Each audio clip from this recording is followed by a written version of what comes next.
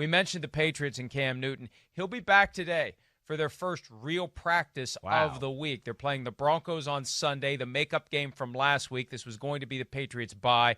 They had to reschedule a total of 7 games to make this fit because this wasn't supposed to be Denver's bye week. But Cam will be back today. There have been no new positives. The Clarence Beak crop report has come back clean all week for the Patriots since the glitch over the weekend with Byron Cowart.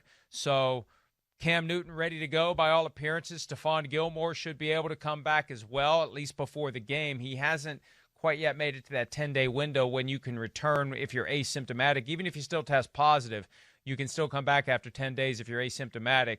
So Gilmore could be back soon. Newton definitely can be back. It's been 13 days since he was there, Chris. And the Patriots at 2-2, after playing some tough teams and losing a couple of games that most teams would have lost, like against Seattle and Kansas City, they're in a position now to try to start putting win on top of win on top of win. Yeah, let's see where it goes, because you're right. I mean, their 2 losses are impressive losses, if there's such a thing. I mean, where, they went up to Seattle and it was 1 play.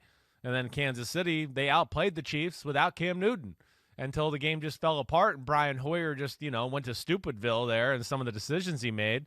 Mike, I'm actually like, maybe I missed this and you could explain it to me, and maybe the audience did too, but I was shocked. I didn't know if I even realized they were shut down at that facility. That was all because of the Coward thing and all of that, just to be extra precautious there. What was – I thought they were back in there a little bit. That caught me by surprise yesterday when I read that. Yeah, I think it's a combination of the league's protocols and also the Patriots' preferences. And you've got some players on that team like Jason McCourty, who was very outspoken over the weekend about whether the NFL and the NFLPA really care about player health in this regard, or whether they just care about getting the games in. So it's been kind of a delicate balance between league and team and the team's players to figure out the right way to proceed. But, yeah, here we are.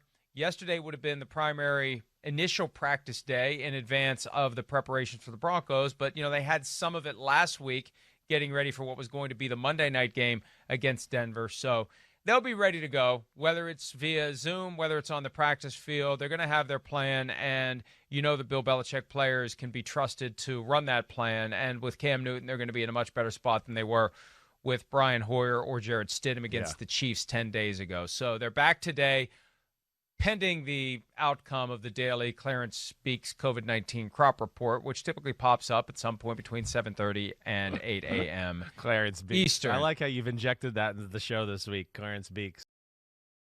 Hi, I'm Mike Tirico, and thanks for watching. Make sure to hit subscribe for the latest news and highlights from NBC Sports.